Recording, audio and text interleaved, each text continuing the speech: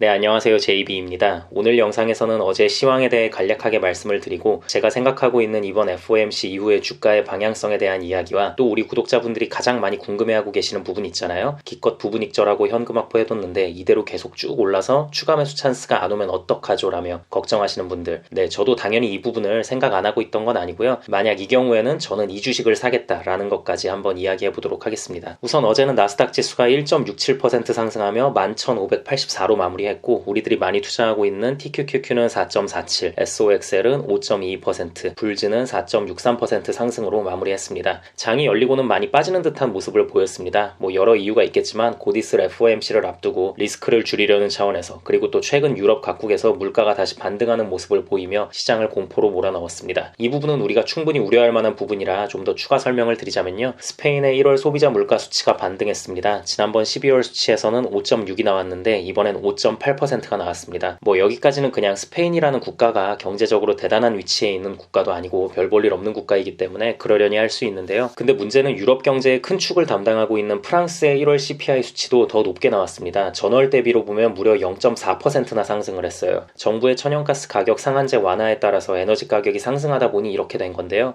이런 부분들 때문에 장 초반에는 FOMC에 대한 공포와 더불어서 이거 이렇게 되면 미국 CPI 수치도 다시 올라가는 거 아니야? 와, 그럼 진짜 큰일인데 하면서 쭉쭉 떨어졌습니다. 그런데 이제 분위기를 바꾸는 지표가 하나 나오게 된 거죠. 바로 ECI, 고용비용지수가 나온 건데요. 제가 몇 주 전 올린 멤버십 전용 영상과 어제 올린 멤버십 커뮤니티 글에서도 계속 강조를 하고 말씀드렸지만 결국 이 고용비용지수가 어떻게 나오느냐가 굉장히 중요했습니다. 이 지표는 파월이 인플레에 관해 언급할 때 빠지지 않고 꼭 등장하는 지표고 이 지표를 통해 기업이 현재 지출하는 노동비용의 변화를 알아볼 수 있기 때문에 요즘 시장이 주목하고 있는 평균 임금 상승률 수치에 대한 어느 정도의 선행지표로서 작용을 할 수 있기 때문인데요. 거기에 바로 내일 새벽 4시에 있을 FOMC 때 파월이 어느 정도 강도의 매파로 나오느냐에 영향을 미칠 중요한 지표였습니다. 그런데 정말 다행히도 이 지표가 하락 추세를 보이면서 시장을 안심시켰고 이로 인한 효과로 시장을 다시 상승시켰습니다. 자, 그래서 이번 FOMC 미팅 때는 어떻게 흘러갈 것 같냐는 제 생각을 말씀드리자면요. 우선 파월의 입에서 비둘기적인 발언이 나올 확률은 거의 없다고 봅니다. 자, 근데 이건 이제 모두가 예상을 하고 있는 부분이죠. 특히 작년에 괜히 인플레 꺾여가고 있다고 쓸데없는 말에서 8월까지 시장을 대폭등시키고 기대 인플레를 확 올렸던 경험이 있기 때문에 파월이 좋은 말을 할 리는 없다는 것은 다들 예측을 하는 부분이고 결국은 매파적으로는 나오겠지만 그 강도가 어느 정도로 매파적이냐가 중요한 건데요. 그냥 모두가 예상하고 있는 수준의 적당한 매파로 나온다면 시장이 잠깐 하락하면서 약간의 변동성을 보여줄 수는 있겠지만 시장에 큰 영향을 끼치진 않을 것 같다는 생각이 들고요. 결국 모두가 뻔히 예상하고 있는 이번 FOMC 파월의 발언보다는 애플, 구글, 아마존의 실적 발표와 더불어 그 다음날 발표되는 실업률 수치와 평균임금 수치가 한동안 시장의 방향성을 결정할 것 같습니다. 왜냐면 이번 주 끝나고 나면 한동안은 되게 중요하다고 볼 만한 뭐가 없거든요. 그래서 FOMC와 실적 발표가 겹치는 이번 주가 굉장히 중요하고요. 그리고 이번 주 실적 발표하는 기업들 중 나스닥에서 가장 중요한 기업들인 애플, 구글, 아마존에 대해서 이야기를 좀 해보겠습니다. 네, 여러분, 애플과 아마존도 나름의 선행지표들이 존재는 하죠.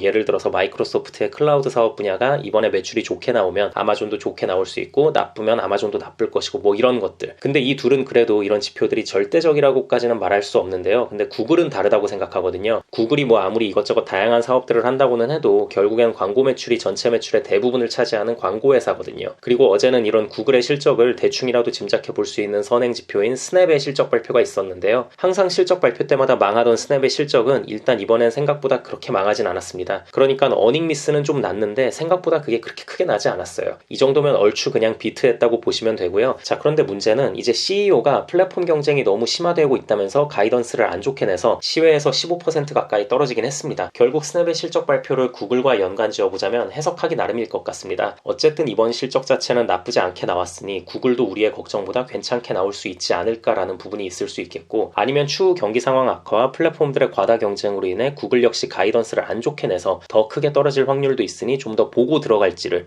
이런 부분들을 구글 주주분들은 한번 잘 생각해 보시면 좋을 것 같은데요. 참고로 제 의견을 말씀드리자면 구글의 실적이 나름 나쁘지 않게 나올 것 같고 향후 가이던스도 최대한 좋게 잘 포장해서 얘기할 것 같다는 생각이 들어요. 왜냐면 요새 챗 GPT가 튀어나오면서 구글이 AI 최강자 자리도 뺏기고 이래저래 다 뺏기는 거 아니냐는 말들이 많이 나오면서 구글의 위기감을 조성하다 보니까 구글이 우리 기술력 빵빵한데 아직 이런저런 윤리적인 이유 때문에 발표를 안 하고 있었을 뿐이라고 엄청 어필을 하고 있잖아요. 그래서 이번 가이던스 발표 때도 이런 어필을 더 하기 위해서라도 안 좋은 소리는 최대한 안 하고 좋게 포장하지 않을까라는 기대감이 있고요. 그리고 무엇보다 저는 지금 살만한 빅테크 중에 그나마 구글이 가격대가 제일 괜찮다고 생각을 하거든요. 그리고 이번 스냅 실적 발표를 봤을 때 실적 자체 자체도 적당히 평타는 칠 것 같다는 생각이 좀 듭니다. 그래서 만약 FOMC 이후 나스닥 지수에 유의미한 하락이 나오지 않아서 TQQQ나 SOXL, 불즈의 가격이 생각보다 많이 떨어지지 않는다면 실적 발표 전에 구글을 약간 매수할 계획에 있습니다. 돌아가는 상황 보고 FOMC 발표 이전에 할 수도 있고요. 제가 물론 지수 추종 3배 레버리지 상품들의 가장 높은 비중을 투자하고는 있지만 다른 개별주들을 아예 투자하지 않는 건 아니거든요. 그 중에서도 구글은 제가 예전부터 좋게 보고 있는 기업이고 또 지금 보면 최근에 구글 관련 악재가 워낙 많았잖아요. 광고업계 악화라던가 뭐 요즘 완전 핫한 챗 GPT라던가 반독점법 이슈라던가 근데 이런 온갖 악재들이 다 튀어나오는데도 불구하고 생각보다 주가가 어느 일정 수준 이하로는 잘 떨어지지 않고 있거든요. 이쯤 버티는 거 보면 구글은 이제 어느 정도 바닥 라인을 다진 거 아닐까라는 생각이 좀 들고요. 그리고 무엇보다 저는 아무리 좋은 기업도 비싸게 사면 의미가 없다고 생각하거든요. 망할 수 없는 좋은 사업 구조를 가진 기업이 악재로 뒤덮여 있을 때 사는 게 상당한 의미가 있다고 생각을 합니다. 그래서 실적 발표 전에 구글을 약간 매수할 계획이고요. 실적 발표 이후에 만약 구글 주가가 대폭락을 한다거나 비슷한 주가에서 놀고 있다면 또 한 차례 추가 매수가 들어갈 것 같습니다. 네, 아무튼 그래서 저는 이번에 3배 레버리지 상품들의 큰 폭락이 나오지 않는다면 구글을 매수할 계획이 있다는 것을 여러분들께 말씀드렸고요. 멤버십 회원분들께는 제가 매수할 때 바로 실시간으로 멤버십 커뮤니티 게시판을 통해 알려드리도록 하겠습니다. 네, 여러분 대폭락이 안 와서 TQQQ, SOXL, 불즈의 추가 매수 기회가 안 온다고 해도 아쉬워할 것 전혀 없습니다. 이런 식으로 플랜 B, 플랜 C를 미리 짜놓으시면 불필요한 포모를 막을 수 있고요. 뭐 개인 상황에 따라 아직 본인 기준에 TQQQ를 너무 적게 모은 것 같고 여전히 저점이라고 생각이 드시는 분들은 본인 투자 철학에 맞춰 그냥 계속 꾸준히 모아 가셔도 될 것 같습니다. 네, 아무튼 이번에 어떤 시나리오가 나와서 어떻게 흘러갈지는 저도 100% 확신할 수는 없습니다. 대폭락이 와서 3배 레버리지에 대한 추매가 들어갈지 아니면 그 기회가 안 와서 구글을 사게 되는 순간이 올지 결국 어떤 시나리오가 펼쳐질지는 모르지만 중요한 건 제가 산다고 해서 무조건 따라 사지는 마시고요. 저는 이런 생각을 하고 있구나라는 것 정도만 참고를 해주시고 각자 상황에 맞는 최고의 판단 내리면서 투자 잘 이어나가셨으면 좋겠습니다. 그럼 오늘 영상 이쯤 하도록 하고요. 오늘도 새롭게 멤버십 가입해주신 분들이 계셔서 감사 인사드리고 마무리하도록 하겠습니다. 소피아킴님 맥도날드 멤버십 가입 감사드립니다. 만사님 맥도날드 멤버십 가입 감사드립니다. 호호진진님 스타벅스 멤버십 가입 감사드립니다. 엄태용님 스타벅스 멤버십 가입 감사드립니다. 김윤민님 스타벅스 멤버십 가입 감사드립니다. 이경선님 코카콜라 멤버십 가입 감사드립니다. 멤버십 가입을 해주신 모든 분들께 깊은 감사드립니다. 멤버십 가입을 하시면 제가 조회수에 신경 쓰지 않고 좀 더 편하게 이런저런 시장 상황에 대해 말하는 영상들을 보실 수 있고요. 스타벅스 멤버십 이상부터는 제가 커뮤니티 게시판에 그때그때 중요한 사안들이 있을 때 실시간으로 올리는 글들을 보실 수 있으니 많은 관심 부탁드립니다. 그리고 마지막으로 귀한 시간 내어 제 영상을 봐주시고 응원의 댓글까지 남겨주시는 모든 구독자분들께도 깊은 감사드립니다. 앞으로도 단 한 명의 나부자 없이 모든 구독자분들의 장기 투자 성공을 위한 멘탈 케어 영상 제작에 온 힘을 다하겠습니다. 감사합니다.